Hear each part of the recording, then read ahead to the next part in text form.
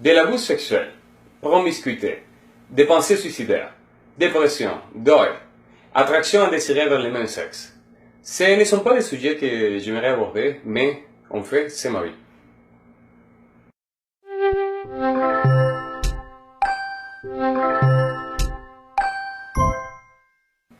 Mon nom c'est Carlos Catari, j'ai 32 ans, je suis vénézuélien, mais maintenant j'habite au Québec, Canada. De l'âge de 5 ans à 12 à 13 ans environ, j'ai vécu des abus sexuels qui m'ont amené dans une, comme on dirait un psychologue, dans une hypersexualité. Ça veut dire que dès l'âge vraiment, de que j'étais ado, je ne pouvais pas arrêter de penser au sexe, et en plus on sait qu'avec des hommes. À l'âge de 15 ans et 16 ans, en fait, j'avais déjà tombé en prostitution. J'ai cherché de l'argent et en échange, j'ai donné, bon, j'ai fait des services. Qu'est-ce qui est arrivé que à mon adolescence, j'étais une personne vraiment dans la confusion, dans la peur, dans la crainte, dans toutes sortes de doutes et aussi, j'avais trop de pensées suicidaires. Mais quand même, à l'âge de 16 ans, j'ai décidé de parler avec ma famille pour montrer, pour m'ouvrir à la réalité que je vivais. Alors j'ai dit à ma soeur, écoute, je veux que tu saches que je suis gay. Et qu'est-ce qui est arrivé? Elle parlait avec ma mère. Ma mère, en pleurant, m'a dit une question qu'à ce moment de ma vie, j'avais jamais pensé. Elle m'a dit, Carlos, est-ce que si tu n'aurais été pas abusé, tu serais gay? Cette question, vraiment, est devenue comme un fantôme dans ma tête. J'ai dit, waouh, c'est vrai, j'avais jamais pensé à ça. Alors, tout de suite, ma mère m'a offert de venir chercher un psychologue pour m'aider à sortir de ça. Mais quand même, j'ai dit, oui, je peux aller au psychologue, mais définitivement, je suis gay. Ce que je ressens vers le son, ce que je vois dans un homme, c'est parfait devant moi. Alors, oui, je vais aller au psychologue, mais quand même, je vois pas que ça marche pas bien avec moi, ça marche bien. Alors, mais au moment que je suis allé au psychologue, en moins d'une heure, cette madame m'a aidé tellement à me débarrasser de toute la culpabilité, toutes les choses que j'avais dans ma tête, que j'ai dit, waouh, c'est impressionnant, c'est vrai, j'étais trop exposé quand j'étais petit. Peut-être que si je n'étais pas abusé, je ne serais pas gay. Mais comment je peux faire maintenant? Si j'ai une communauté des amis, je m'avais déjà lancé dans le milieu gay au Venezuela. Et en fait, j'avais appris des maniérismes, disons des manières, pour être plus à l'aise avec mes amis gays. Et j'apprenais de nouveaux sujets de conversation. Et on parlait de mes univers, on parlait de la mode, on parlait des choses que j'étais pas jamais attiré, mais quand même, je voulais avoir comme une connexion avec eux. Alors, j'étais trop dedans. J'ai appris plein de choses et j'ai beaucoup profité du monde gay là-bas. Mais ces questions m'ont frappé vraiment. Qu'est-ce qui aurait arrivé si je n'aurais été pas abusé? Alors j'ai dit, bon, je vais me donner l'opportunité. Comme la psychologue m'a dit, maintenant Carlos, je pense que la décision de quelqu'un d'autre dans ta vie ne devrait pas faire ta destinée. Et j'ai dit, oui, c'est vrai. Alors j'ai commencé à désapprendre tous les maniérismes, toutes les choses que j'avais appris, la façon de parler, tout ça. J'ai dit, je vais me débarrasser de tout ça, je vais me débarrasser de mes amis et je vais commencer à devenir comme neutre. Quelques mois ou quelques ans plus tard, j'ai décidé de commencer ou me donner l'opportunité, les chances de commencer avec une relation avec une fille. Et quelque chose est arrivé. Même si j'avais arrêté tous les maniérismes, tout ça, mon attraction vers les hommes restait la même. Alors, pendant que j'étais avec des filles, pendant que j'étais avec une femme, j'ai pensé aux hommes. Et pendant que j'étais avec des hommes, j'ai pensé à la question de ma mère. Ça, vraiment, ça m'a mené dans un cercle. Je tournais en ronde. Je ne pouvais pas sortir. Imaginez vu quelqu'un qui est addict au sexe et qui n'a pas la paix avec des femmes, qui n'a pas la paix avec des hommes, mais qui reste encore addict. Vraiment, je voulais me suicider. Ma vie était, ça allait pas bien. À cause de ça, j'étais comme dans l'amertume. Mais quand même, je me rappelle qu'un jour, on est allé, ma copine et moi, on est allé voir un film dans un cinéma. Et c'était en 2004, on est allé voir le film La Passion de Christ. Pour moi, le mot passion, ça veut dire, c'était vraiment relationné seulement au sexe. Alors j'ai dit, peut-être que Christ, il est un passionné pour les femmes, je sais pas. Mais j'étais tellement ignorant, je ne connaissais rien de Jésus. Mais quand j'ai vu le film, vraiment, ce film est venu me chercher. Vraiment, c'est comme, oui, je comprends maintenant, je comprends qu'il a fait ça pour moi. Et je dois répondre d'une façon. De quelque façon, je dois répondre. Alors, j'ai dit, pour moi, c'était tellement facile de reconnaître Jésus comme le sauveur de ma vie parce que c'était clair qu'il est venu pour moi, il a payé pour mes péchés, il a payé pour ma vie et il m'offre une nouvelle vie. Écoute, après avoir vu mon passé, tout ce que j'avais vécu, j'ai dit oui, j'ai besoin d'une nouvelle vie, j'ai besoin de tout effacer, j'accepte, t'es mon sauveur. Alors, un mois plus tard, j'étais déjà collé à l'église à travers quelqu'un qui m'a aidé à venir à l'église. J'étais collé à l'église, j'ai bien aimé tout ça. Et tout de suite, j'ai commencé à demander, Seigneur, tu sais quoi, si tu es toute puissant, si tu es le créateur de l'univers et tout ça, change-moi. Je ne veux pas être gay. Change-moi, change-moi, change-moi, change-moi. Et vous savez quoi? Qu'est-ce qui est arrivé? Rien. Rien n'est arrivé. J'étais plus collé à l'attraction sexuelle vers les hommes, j'étais plus collé à mes désirs sexuels. Et j'ai dit, ça marche pas. Alors, mais quand même, je suis déjà chrétien. Alors, j'ai commencé à développer un double vie, triple vie, je sais pas combien de vies, mais j'allais à l'église le matin, le dimanche matin, avec ma copine, j'allais dans les groupes de l'église, j'ai jugé tout le monde comme un bon chrétien. Mais le soir, j'étais dans les discos gays, dans les activités gays, avec la pornographie, en train de faire de mon corps n'importe quoi. Et en plus, j'étais amer. Ma vie était amère, parce que j'avais pas la paix. Quand même, j'ai resté comme ça, j'ai resté comme un religieux fake pendant beaucoup de temps. Dans l'année 2007, quelque chose s'est passé. Ma sœur Carla, avec qui j'avais une relation comme ça, on était incroyablement proches. Elle a eu un accident d'auto et elle n'a pas survécu, elle était décédée. Et cette tragédie de perdre quelqu'un si proche d'un coup comme ça a été comme le pire qui pouvait arriver à ma famille. Et en plus, c'était ma sœur aimée. Alors, à cause de ça, j'ai tombé dans une dépression. J'ai tombé, bon, si vous avez perdu quelqu'un, ou si vous connaissez quelqu'un, vous savez qu'est-ce qui arrive quand on traverse un deuil comme ça. Mais tout de suite, le pire, c'est que j'ai cherché un coupable. Et le coupable, c'était pas ma sœur qui conduisait vite. En fait, le coupable pour moi, c'était Dieu. Parce qu'il est souverain, il fait toutes les choses, alors il est coupable. À cause de ça, j'ai dit, je quitte l'église. Et j'ai quitté l'église. En fait, j'ai quitté ma relation avec la copine que j'avais. J'avais dit, écoute, on va couper la relation, définitivement, je suis gay. Je voulais faire du mal aux gens. Je voulais vraiment, j'étais dans la haine vers n'importe quoi, vers tout le monde. Alors, j'ai quitté l'église.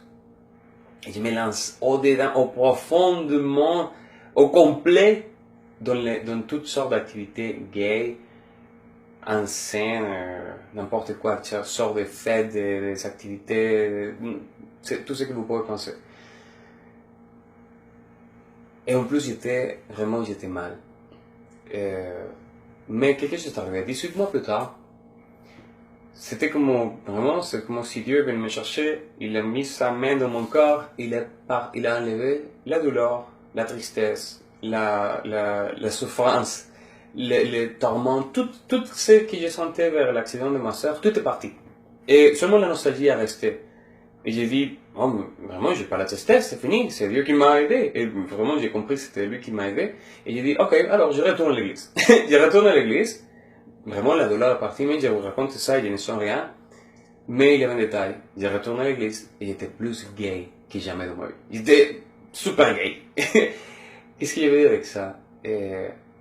J'étais vraiment dirigé par mes désirs. Je ne pouvais pas penser, je ne pouvais pas arrêter, je pouvais rien faire. J'étais vraiment un esclave de ma chair. Mais à ce moment-là, j'ai dit, écoute, finalement, j'aurai jamais la joie dans ma vie. Je peux pas être avec des femmes parce que je pense aux hommes. Je peux pas être avec des hommes parce que je pense à la question de ma mère. Et c'est une question assez valide. Comme j'aurai jamais la paix dans ma vie, alors je vais faire l'argent. J'ai dit, l'argent, ça peut aider quelque chose. J'ai commencé à travailler dans un domaine différent là-bas au Venezuela. J'ai vraiment eu des succès. J'arrivais à faire 6 chiffres par année. C'était parfait. J'ai changé d'auto, de super auto chaque année. J'ai voyagé partout. J'ai mangé dans un restaurant luxurieux chaque jour. J'ai invité des amis, ma famille au complet. J'ai payé tout. Il y avait une super vie. Mais quand même, j'étais vide.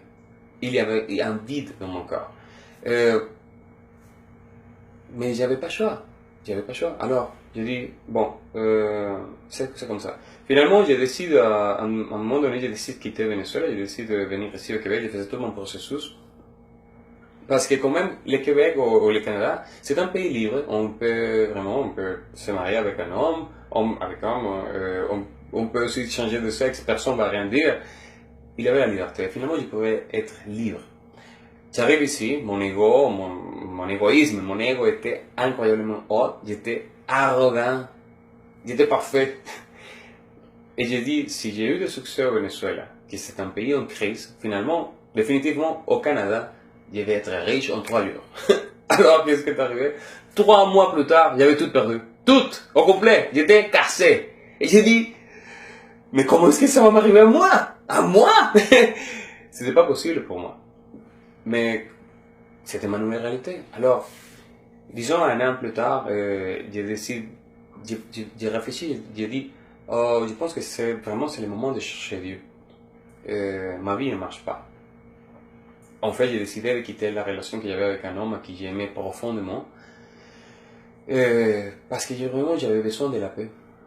Qu'est-ce qui est arrivé après? Ça se suppose qu'au moment que tu décides de chercher Dieu, tout va bien aller. Mais non, tout est allé pire. C'était un désastre. Après, parce que j'ai dit à moi-même, je vais chercher Dieu. Et j'ai mis sur Google, gay chrétien. Ça a marché. J'ai dit, peut-être que je ne sais pas si je vais faire la paix avec l'homosexualité finalement.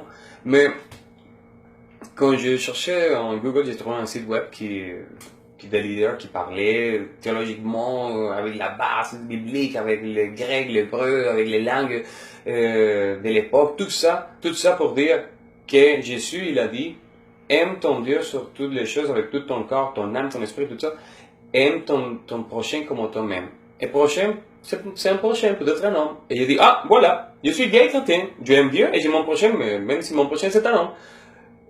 Et j'ai dit, maintenant, finalement, j'ai fait la paix, je me suis accepté, je vais maintenant publier. Alors, j'ai appelé ma mère tout de suite, maman, tu sais quoi? C'est fini, je ne lutte plus contre ça, je suis complètement gay et chrétien. Elle m'a dit, bon, explique-moi mieux parce que ça marche pas dans ma tête, mais tu sais, j'étais tanné, j'étais fatigué de cette situation. Alors, j'ai commencé à appeler tout le monde, mais quand même, qu'est-ce qui est arrivé pendant que j'appelais tout le monde? J'ai essayé de parler avec plus de gens pour leur dire que j'étais gay chrétien. Je pense que c'était plus que pour dire aux autres, c'était plus pour me convaincre à moi-même parce que je ne croyais pas. Qu'est-ce qui arrive? La Bible dit que un des fruits du Saint-Esprit, c'est la paix. Et ça se suppose que si finalement je faisais la paix avec Dieu, parce que la parole le dit, j'aurais à avoir la paix, mais je ne l'avais pas. Je n'avais pas la paix dans mon corps, dans mon corps. Alors, ça ne marchait pas. C'était comme quelqu'un qui va dire que l'adultère est bon parce que le roi David il l'a fait. Ça marche pas. Alors, j'avais pas la paix, mais quand même j'avais cru que j'étais gay chrétien. Qu'est-ce qui est arrivé après? Dans un moment donné, dans l'année 2014, je me trouvais moi-même dans une maison d'une amie, en dormant dans un fauteuil, avec 0 argent, cassé complètement. J'avais pas pour manger, j'avais pas pour prendre l'autobus. En plus, j'étais addict à la pornographie, addict à toutes sortes d'applications gays, toutes sortes de choses. Et vraiment, c'était une situation insupportable. Dans ce point, la dépression était absolue, était totale. J'avais pas envie, j'avais pas l'aiguille de continuer à vivre. Quand même, j'ai réussi à trouver quelqu'un qui m'a prêté $3000. Alors j'ai dit, je quitte, je m'en vais. J'ai quitté, je suis allé au Pérou, développer une affaire là-bas, avec un groupe de gens. Et pendant qu'on était là-bas, on a loué un appartement dans un bâtiment de 20 étages. Je dirais que 4 ou 5 fois, ils allaient au top du bâtiment pour finir cette histoire, pour sauter. Je voulais sauter. Je voulais finir cette misère de vie. Quand j'étais là-bas, j'entendais une voix qui me disait saute, faites-le. Pendant que tu tombes, tu demandes pardon à Dieu, il va te pardonner, mais la gravité non. Alors, c'est fini. Et j'ai dit, ah, quand même, c'est une bonne solution. Mais je ne le faisais pas. Grâce à Dieu, je ne le faisais pas, mais je ne l'ai pas fait. Mais qu'est-ce qui est arrivé au Pérou? Au Pérou, j'ai eu la chance de connaître un couple chrétien. C'était autant elle comme lui, autant elle que lui, c'était des gens qui, pendant qu'ils parlaient, pendant qu'ils agissaient, pendant qu'ils communiquaient n'importe quoi, on pouvait voir la gloire de Dieu et la présence de Dieu. Et j'avais jamais vu ça. Et j'ai dit, waouh, c'est des chrétiens réels, c'est des chrétiens bibliques. Et jamais, j'ai dit, j'aimerais Seigneur vraiment avoir ces relations que tu as avec eux, l'avoir avec toi. J'aimerais te connaître comme il te connaît. J'aimerais vraiment. Mais bien sûr, tout de suite, j'ai dit oui, bien sûr, tu peux pas parce que t'es super gay, t'es collé à toutes sortes d'activités sexuelles et définitivement Dieu n'est pas là. Alors j'ai dit, j'ai lâché cette idée. Et qu'est-ce que je veux dire avec quand je dis que j'étais super gay? J'étais collé à toutes sortes de pornographie, de encounters, de rencontres homosexuelles, des choses ombres, vraiment. Et tu sais quoi? Dieu n'est pas là. Tu peux l'essayer. Non, excuse-moi, ne l'essaie pas, mais vraiment, Dieu n'est pas là. Alors, quand même, j'ai oublié cette pensée. Et j'ai décidé de continuer. Mais j'avais le goût d'avoir une vie différente. Mais j'ai vu que c'était impossible. Alors, je retourne au Québec. Parce que mon temps là-bas, c'est fini. Je retourne au Québec. Et j'arrive chez une famille qui m'ont accueilli, même si j'avais pas $1 pour payer un loyer. Ils m'ont accueilli chez eux, par la grâce de Dieu, ils m'ont donné ce faveur de rester chez eux. Mais quand même, j'ai resté dans une lit gonflable, avec toutes mes choses dans des sacs noirs, et cassés spirituellement, cassés personnellement, sentimentalement, dans tous les aspects de ma vie. Financièrement, tout était cassé dans moi. J'ai dit vraiment, j'aimerais mourir. À ce moment-là, c'était décembre 2014, j'ai dit, c'est quoi la vie? Rien n'était important. Toutes les années que j'ai resté à l'église, toutes les choses que j'ai appris, toutes les choses que j'ai lues à propos de Dieu, je les comprenais, c'était dans ma tête, je les comprenais, c'était en espagnol, je comprenais tout. Mais ce n'était pas dans mon corps. Alors,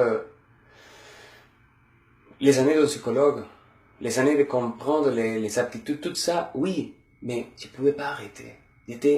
C'était pas moi qui dirigeais mon corps, même plus, non plus mes pensées. Et même dans cette Noël 2014, j'ai essayé les drogues.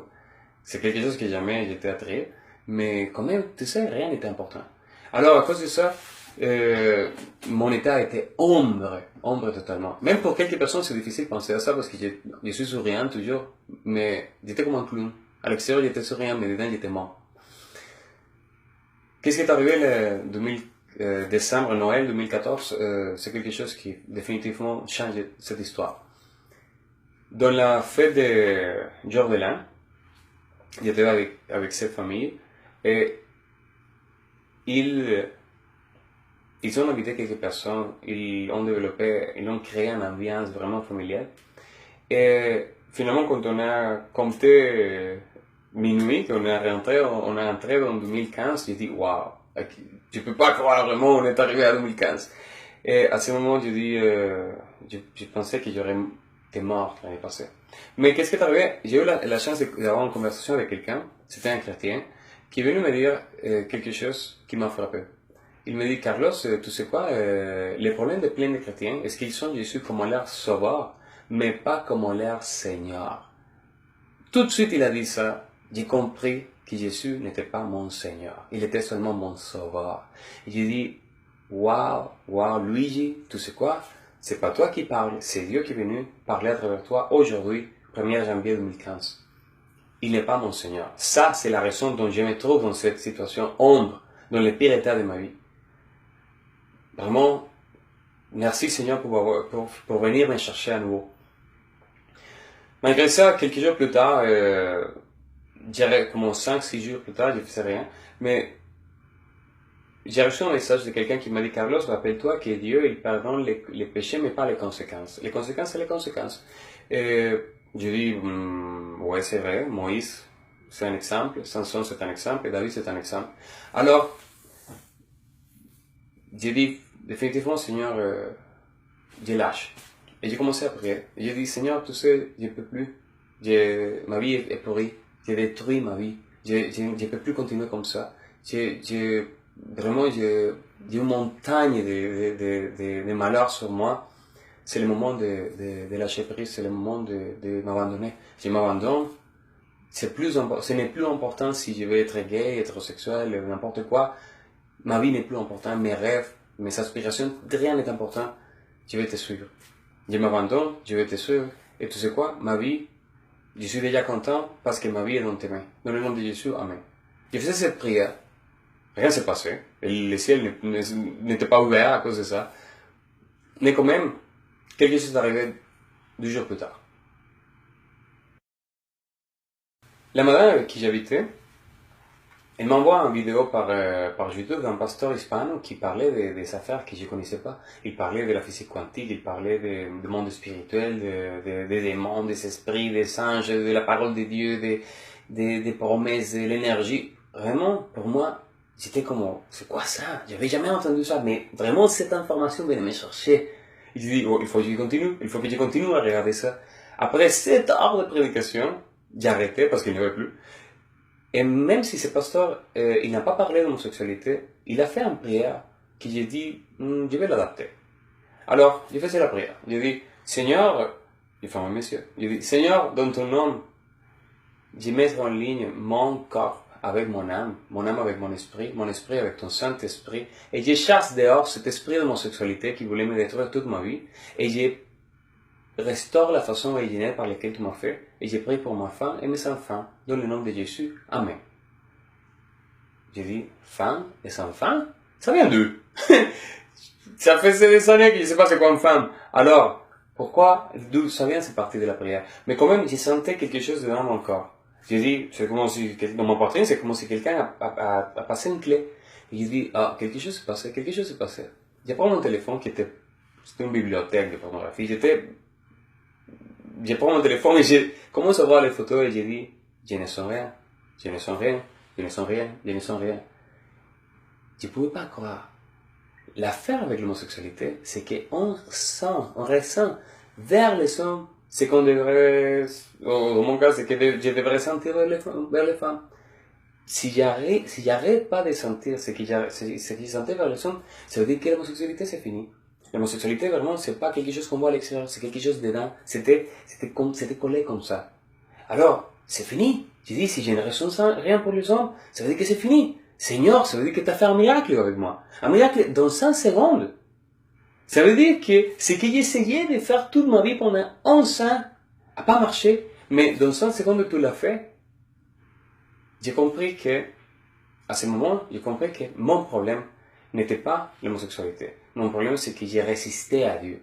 Mon problème, c'est que je voulais avoir le contrôle. Mon problème, c'est que j'avais pas une relation intime avec Jésus. Quelques jours plus tard, quelque chose est arrivé. J'ai rencontré un nouveau un gars avec qui j'étais et on était ensemble. Pour la première fois dans ma vie, j'étais ensemble avec un homme et je me sentais dégueulasse. Je me sentais comme un poisson à l'extérieur de l'eau.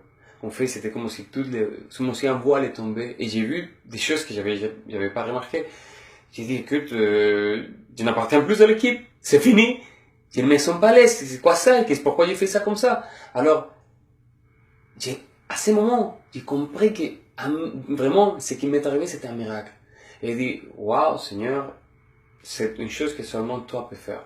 Pourquoi? Parce que c'est pas seulement le fait que j'étais addict au sexe pendant des années, c'est qu'en plus, je m'aurais couché avec plus de 600 personnes.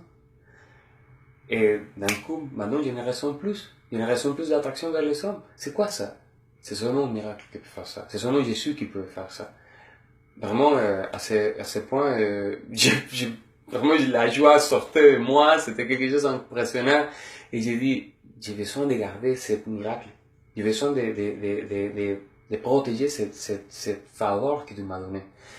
Tout de suite, j'ai compris 2 choses. J'ai compris que, la Bible dit que si un esprit sort de quelqu'un, il va chercher son repos. S'il ne le trouve pas, il revient avec cet esprit de plus.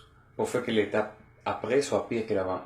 Et même si je ne croyais pas aux esprits, j'ai dit, je pense que c'est ça qui m'est arrivé. Alors, cet esprit, il ne vient pas avec ses amis chez moi. Non, non, non, non, jamais. Alors, j'ai tout de suite commencé à chercher la parole de Dieu, à me remplir de la parole de Dieu, à me remplir de sa faveur, à me remplir de son Saint-Esprit, en cherchant des prédications, la louange, tout le temps, tout le temps, tout le temps. J'ai coupé la relation avec tous les amis gays que j'avais, j'ai coupé la relation avec l'Instagram, les amis que j'avais en Instagram, en Facebook, tout ça j'ai coupé parce que j'étais libre pour la première fois de ma vie. J'étais libre, complètement libre. Tout ça, c'est comme si finalement je pouvais être la personne qui j'avais été destinée pour être.